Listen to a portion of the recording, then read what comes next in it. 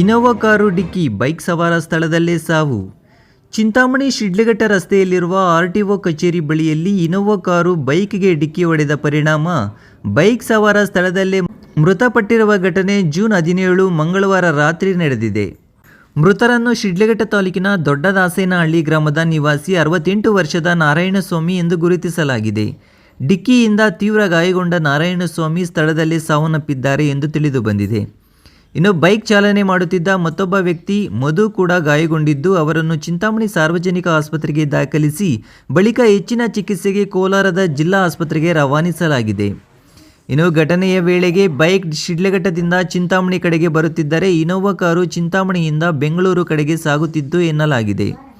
ಇನ್ನು ವಿಷಯ ತಿಳಿದ ಕೂಡಲೇ ಚಿಂತಾಮಣಿ ಗ್ರಾಮಾಂತರ ಠಾಣೆ ಪೊಲೀಸರು ಸ್ಥಳಕ್ಕೆ ಭೇಟಿ ನೀಡಿ ಪರಿಶೀಲನೆ ನಡೆಸಿ ಪ್ರಕರಣ ದಾಖಲಿಸಿಕೊಂಡು ಮುಂದಿನ ಕ್ರಮ ಕೈಗೊಂಡಿದ್ದಾರೆ.